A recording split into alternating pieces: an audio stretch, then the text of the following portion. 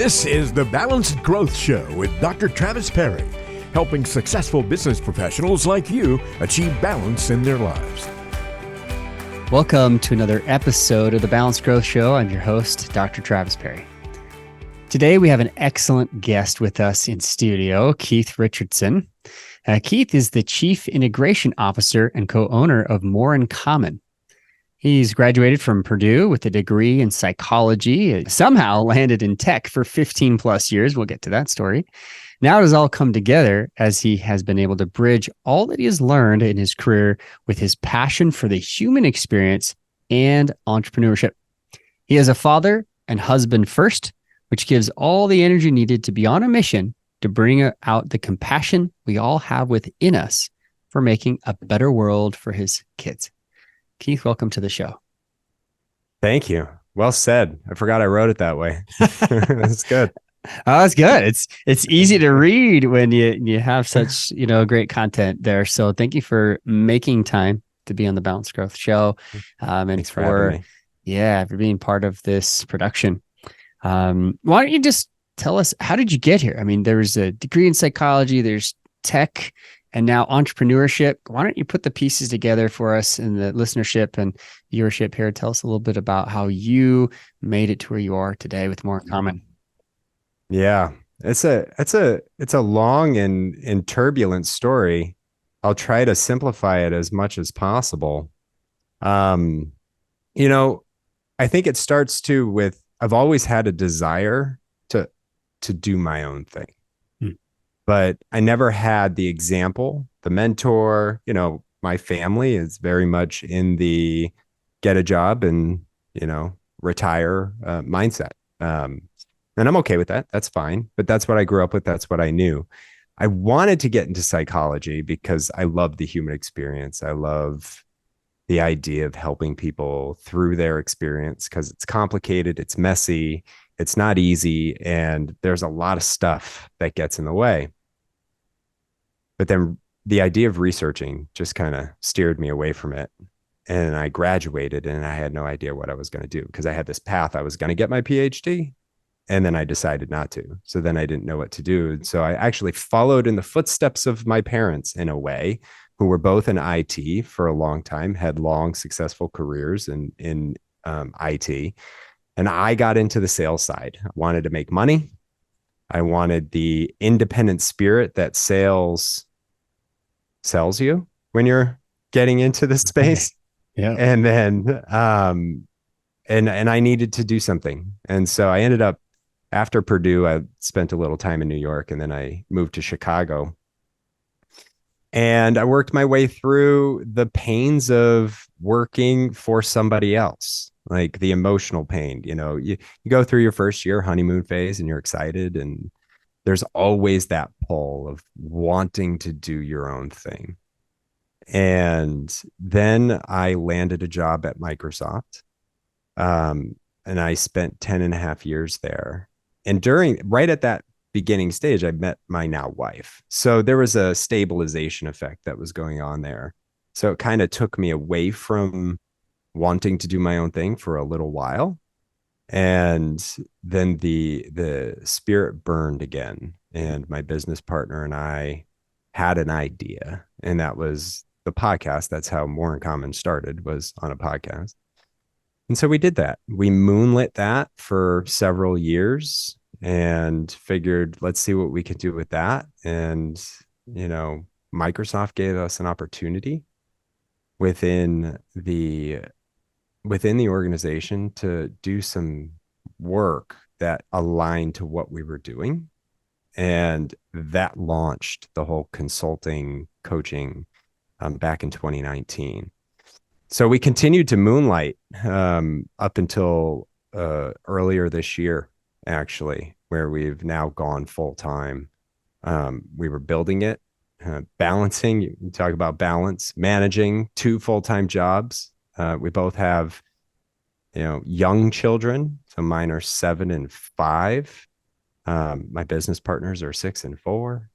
And we just decided, let's go for it. Because, we had business now. We had started selling it. And we had an opportunity to let's make it grow, and let's make it something, because I never want to submit a resume again. Completing that circle, though, is the coaching element that I do, which I've now found is my outlet for that original inspiration to get my psychology degree, and being able to really go in that direction without dealing with the execution of research. Now I just get to read research, which I think is fun. Yeah, it is fun. And we both share that in common. Like, it's fun to read about it. And, in the pre-show, we were talking a little bit about our backgrounds and what we have and shared in common. And obviously psychology is a big part of it. I found there's kind of this lack of those who, leave with a psychology degree as a bachelor's. Like, what do you do?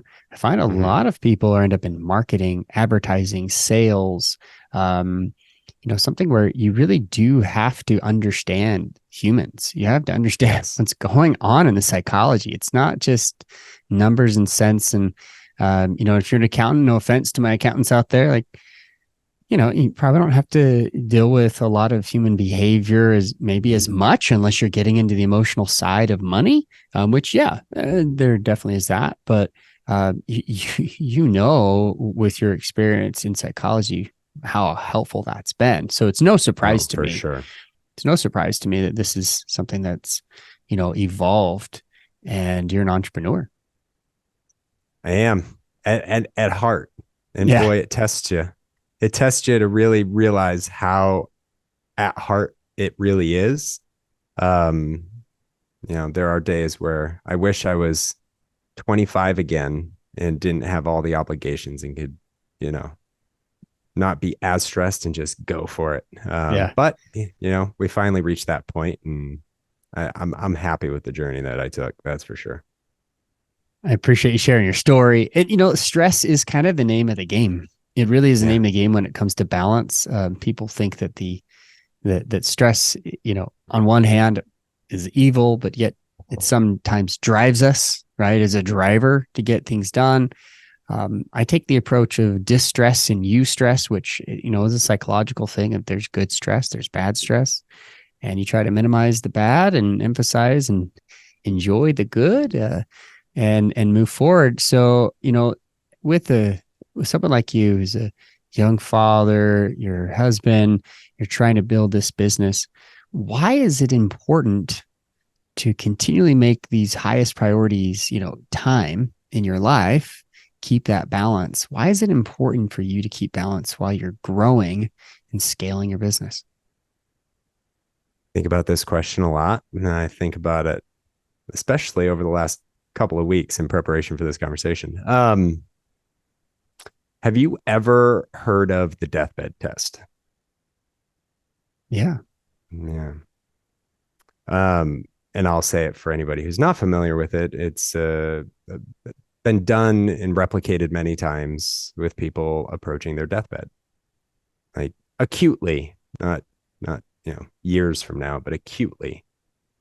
And the most common regrets that people have are wishing they had spent more time with family, wishing they had engaged more quality relationships with friends, and traveling more.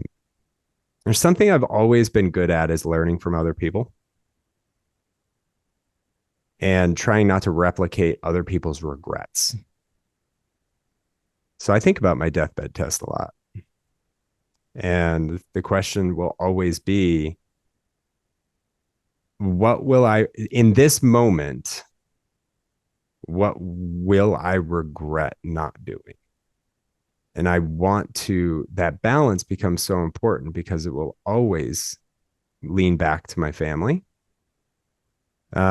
first, as one of my 4 priorities in life. And so making sure that the balance is such that I'm not neglecting my family, even if I have to turn the dial up on business or my other priorities in a moment, just to ensure, because, things have to get done. And that it's not a sustained neglect. Maybe in one day I have to prioritize something else. Okay. But it's all about the body of existence there. And I manage it moment by moment to make sure that when it's all said and done, I can look back and say, okay, I worked hard to give what I needed to the things that were most important in my life. Yeah, you and I both share this same, concept of, the deathbed test. I talk about it in my book, right? I talk about The Eric obituary. Erickson. Yeah, and the Yeah. obituary And writing exercise. people. Yeah. Exactly. So I'm curious, what were your thoughts when you were reading that compared with, what you've been thinking about? It seems like there's a lot there in common.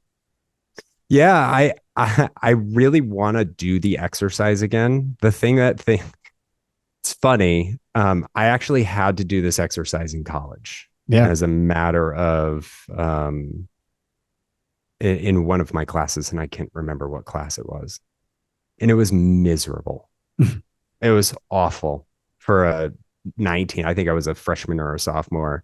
So 18, 19-year-old kid who's super insecure, dealing with depression and other things, could not under any circumstance write that. I actually had to have a friend write it. So it's an exercise that I've put on my we'll say to-do list over the next several months, that I want to do it again, because I would really like to. It takes a lot of thought and effort, and I think it's such a great exercise of self-reflection and really seeing how you see yourself. So Yeah. I think it's great.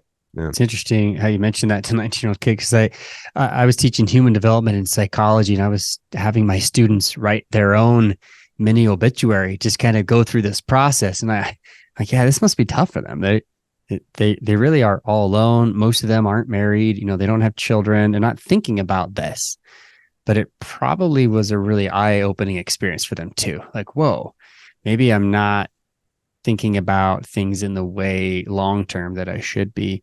What I love about Erickson, and I talk about Erickson in the book, Achieving Balance.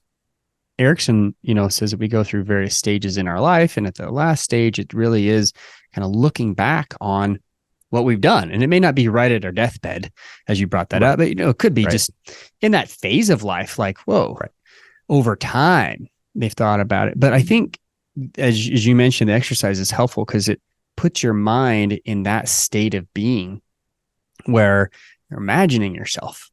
Yes. And who knows where we are, right? Who knows what we're doing? And it brings all sorts of ideas to the forefront. So I'm glad that you brought this up. I'm glad that you brought it up because this is where we're trying to become something.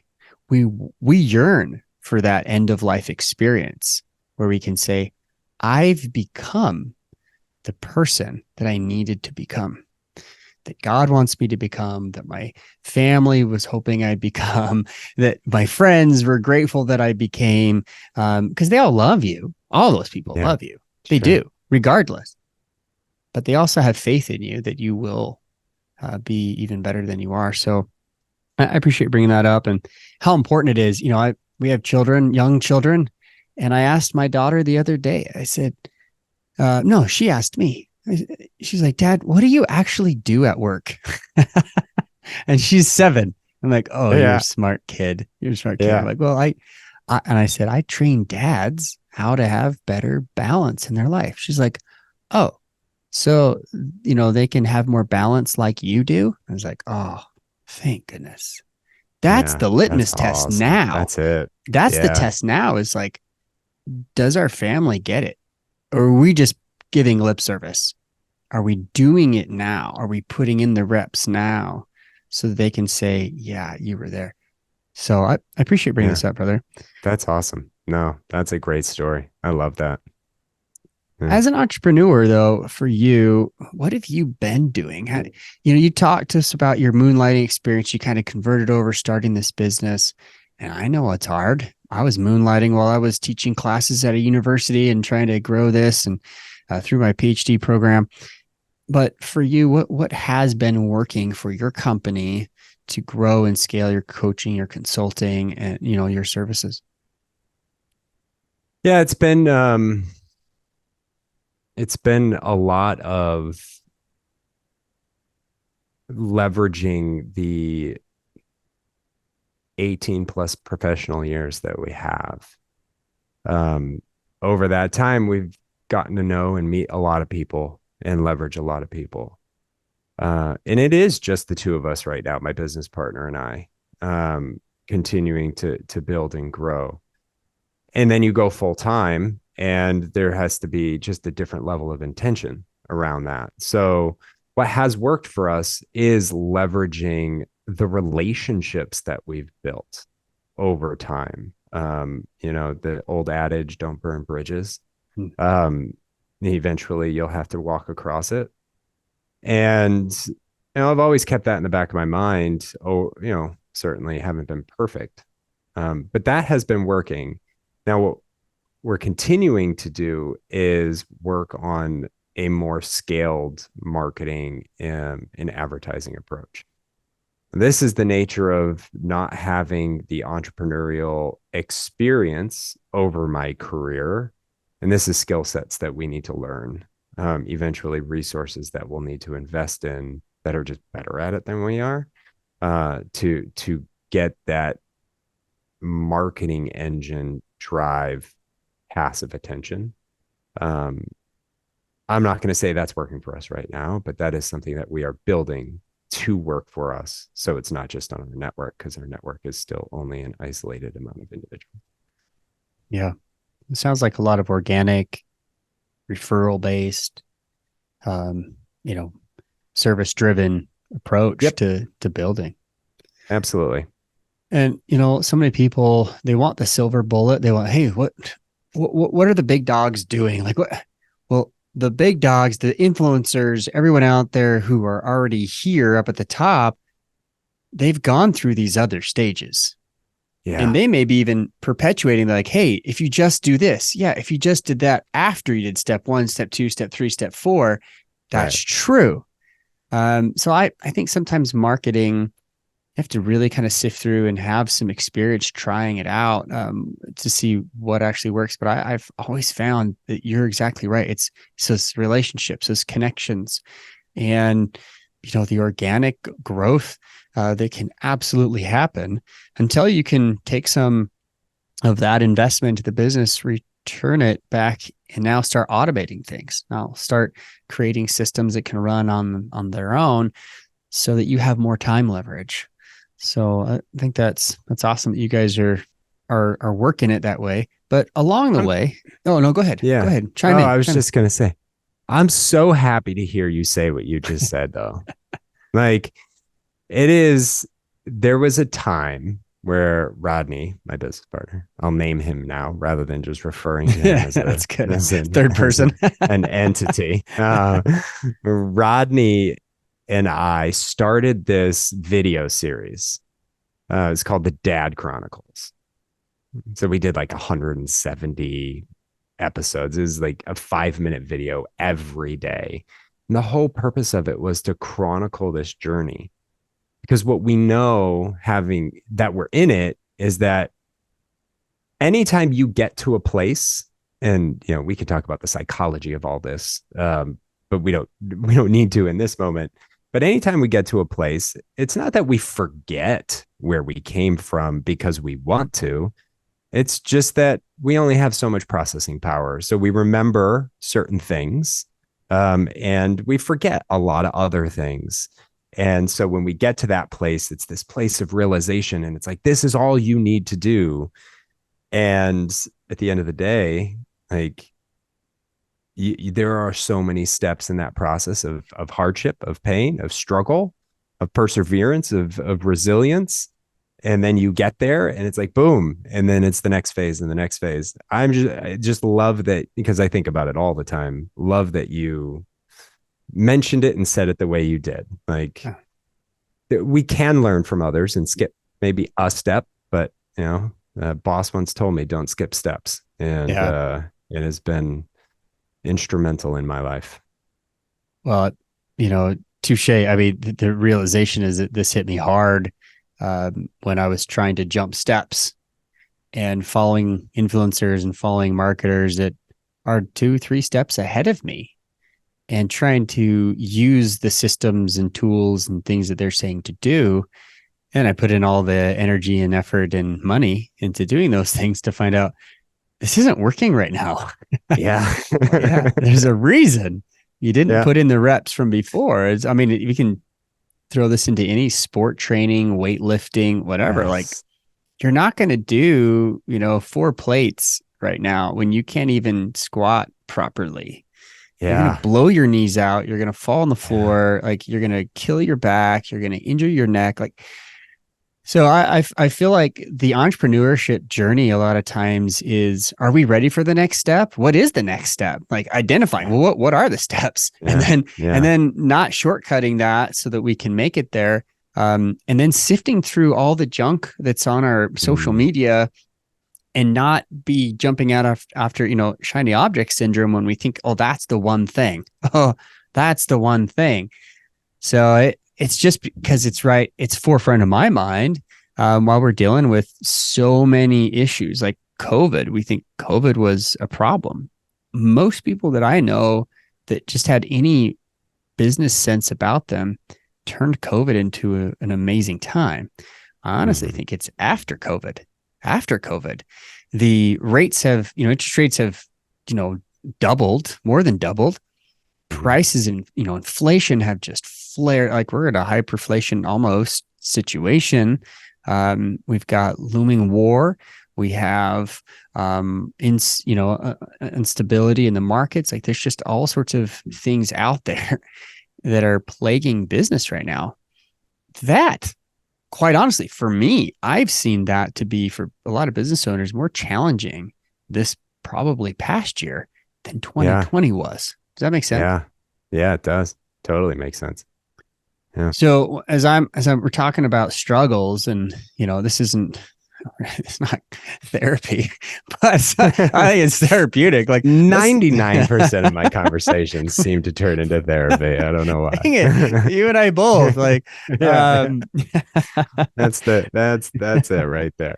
I think so. It's funny. But what's some of your biggest struggles? What's plaguing you right now is like, hey, yeah, we're trying to create these connections, or, our mission is to help, be more focused on relationships with people, but we're struggling with this while trying to keep a balance. So you're growing the business, but you don't want to lose that sense of balance that you hold dear.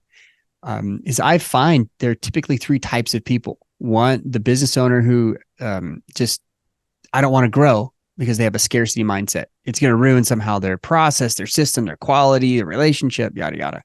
2, they're okay with growing, but they throw balance out the window. Like, it's gone. And I don't care, if it takes us 5-10 years, but I'll eventually get it back, which brings up an interesting point. The top 10 the richest men in the world, I just saw a stat on this today, had a combined 13 divorces. Super top healthy. 10, 13 divorces. Do the math. Like, so, I question that, because in a lot of the research we've done over and over again, people are saying, yeah, I really focus on the business too much, and I want to grow and scale, and I'll do this, I'll get healthy and put on pounds. I lost my relationship. My kids don't talk to me. The things that we care about the most on that deathbed assessment. So I see that. And then I see the third type as business owners who say, you know what, the best thing I did was put systems, processes, and people, and I grew a team. We built this thing, and now I have more balance than ever. So I set that up, kind of tee that up for you. Like, where are you struggling at? And it may not be, specifically those lines or boundaries, but curious, like, what are your biggest frustrations, challenges, struggles with trying to grow and scale without losing balance? You had a recent guest, and I have to apologize. I can't. What, you don't memorize all of our episode podcasts? Come on. Every single one. In fact, I am going to look it up while we're here. He talked about, because he's a successful business owner. I believe he's former military, or retired military. I shouldn't say. Was it sales guy? Yes. Is it Sean Rhodes? Yes, I believe so. Yeah. He talked about this idea and I've really been thinking about this a lot. So listening to this episode just was very relevant. The thing we are struggling, I personally, I will say, is we want to grow our business because we want it to be at a place of predictability, not just sustainability, but predictability. And that takes time, effort, and energy. But we don't get into this business he didn't say this explicitly, but this is kind of the message. We don't get into the business to sell our business. Now, his business happened to be sales, right? But the business wasn't selling his business. It was helping people sell their business, right? It's helping people sell. And that's where the energy comes from. That's where, we drive. And we're very much in this place right now of growth. So a lot of our attention is on marketing, selling, networking, growing connection, finding new opportunities, because we're not going to close them all, right? And really getting that plate full. What that does is it subtracts from the execution of the business, because we're spending maybe an imbalanced time because we don't have those systems in place, right? We don't have the people to do that. We're still carrying that bag. So in the spirit of the balance, it is very much making sure that I don't lose sight of what we do lose sight of what we do, thus risking my own personal energy in creating that frustration, that burnout, because it's like, oh, all I'm doing is telling people what I do and occasionally doing it because, the ratio is off. And that is the struggle, because we have to put that intention into it. And we're working on building the systems. We're working on making that happen so we can spend more of our effective time doing research, product development, getting better, doing more with clients, growing what we do with clients, and not just trying to get more clients. Yeah. So I'm hearing you're saying, we're spending a lot of time, working in the business, just trying to do the marketing versus, actually fulfilling on what it is we do. And it's interesting because I've done this exercise with hundreds of business owners and I've asked them, what's their sweet spot? You read about it in the book. What's their sweet spot? And a lot of the time it's like, well, my sweet spot now has so much marketing and sales involved in it. I know they're growing. I know they're on that growth path. When they've reached a certain point where like, I don't have to sell anymore. We get more referrals than we need. We have so much business. I want to focus more on, leadership capacity and, strategic thinking. I know that, okay, they're in that next phase where they're trying to scale it without, going backwards and losing it. So, it's a telltale sign where you're at, Keith, that so many other business owners, they feel you, like they're in that same struggle. And I would say the majority have met with and dealt with and trained sales marketing, it's in their sweet spot. And it's a difficult one to say, yeah, I'm going to completely get away from until you have a system for it, until you have a process, until you have the lead flow, until you have enough referrals coming in because you do such a good job. So there's honestly if I pull out my whiteboard, I would say there's really three ways that we play on this field of business. One, we're a player, we're on the field, we're running around. Two, we're a coach on the sideline and we are, yelling and screaming and prepping and training and motivating and benching the guy that's overreacting and, content, leadership that's really what it is. And then there's the guy up in the box that's just watching, eating a steak dinner and hanging out with friends going, see how good my team is doing. And what most people think is they're on the field and they think, well, I'm a business owner. Like, yeah, but you're a player. You're playing. Yeah. And sometimes you're doing everything: marketing, sales, operations, fulfillment. And other times, like, no, I'm more in the C-suite. I'm here in this box and I'm able to give leadership. And there's occasions like where you're on the field and you're in the box and you're coaching, kind of doing both. And then there's the true 100% ownership where you're not involved with business operations, or it's very limited, and you're able to sit back and have a lot more balance in life. And so I bring that up just because, there's a lot of listeners, a lot of our audience here who could probably relate, that's where I'm at. And wherever you want to go is fine. I'm not the Dave Ramsey of where you should be on your business growth. Everybody has different goals. But I mean, if you want to stay as a player, awesome. If you want to be a coach, make it happen. But I will tell you, the amount of balance is directly, positively correlated with that transition from player to coach to business owner.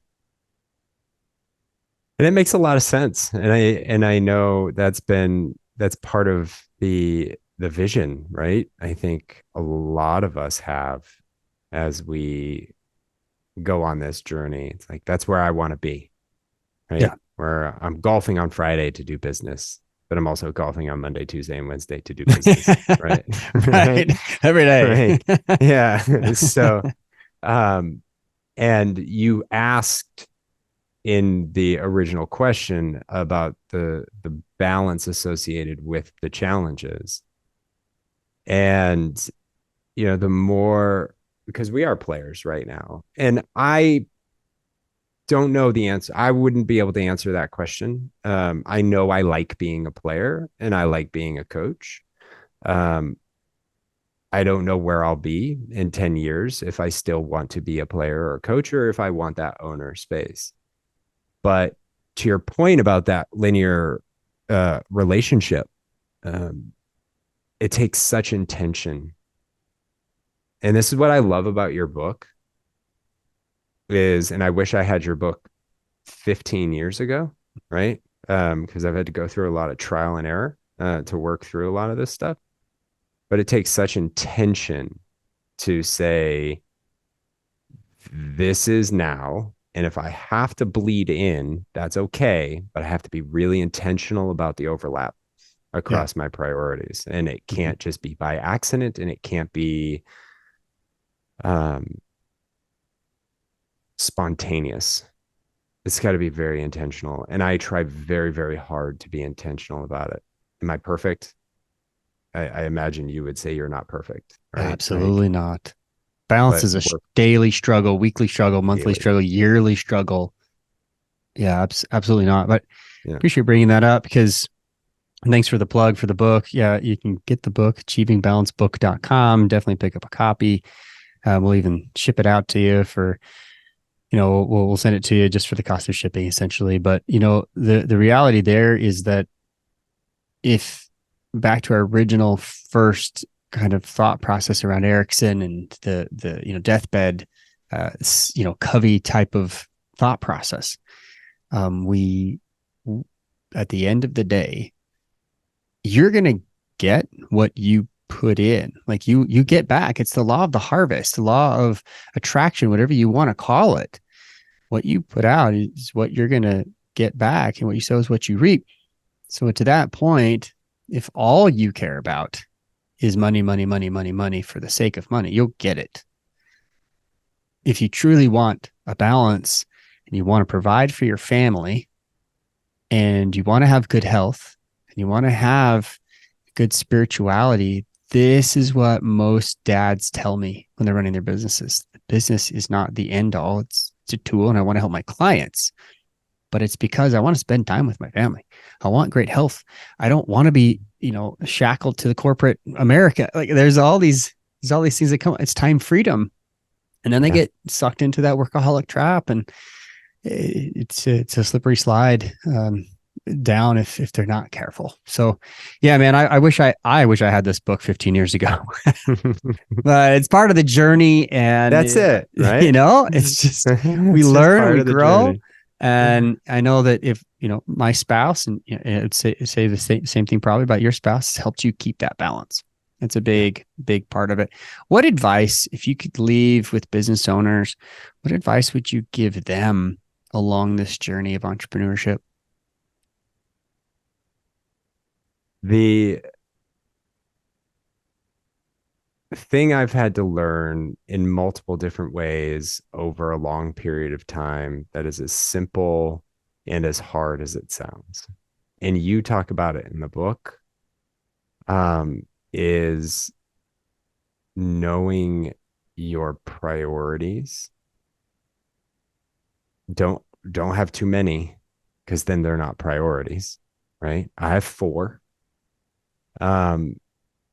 Knowing your priorities, so that way you know where to put your time, as you talk about in the book, in your calendars. Oh, you and me could nerd out on calendars all day long, right? But knowing where you can put your time, but it has to align to those priorities in the appropriate way.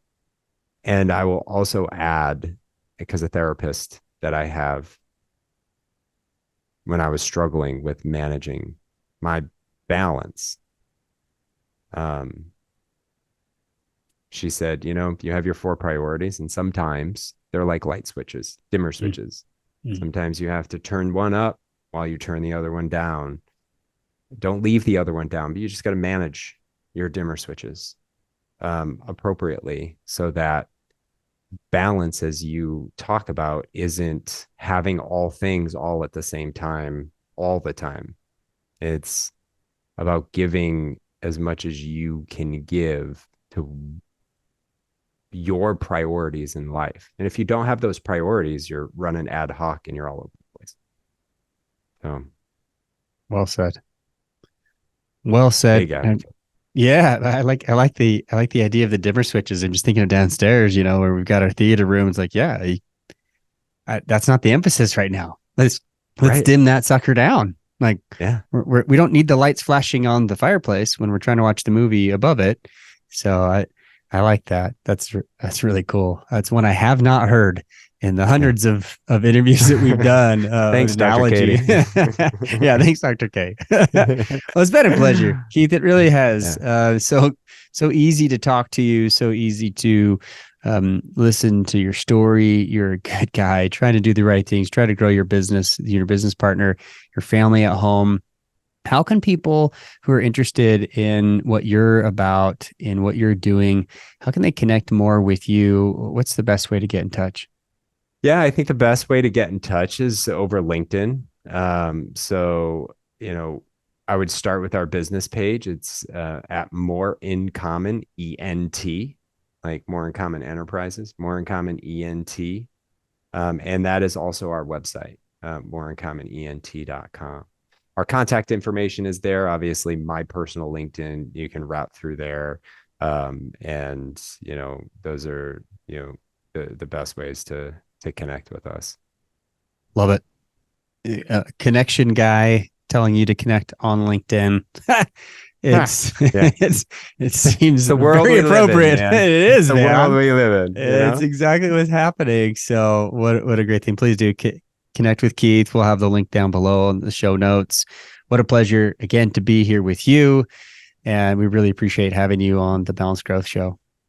Thanks for having me, Travis. I really appreciate the time. Absolutely. Same. And, if you guys have enjoyed this, our banter back and forth, please like, subscribe, share. Maybe there's somebody out there who needs to hear about Leave Keith's a comment. Story. Yeah. Throw us a comment, throw us a bone, tell us we're doing good, all that stuff. But otherwise, till next time, remember, live life on purpose.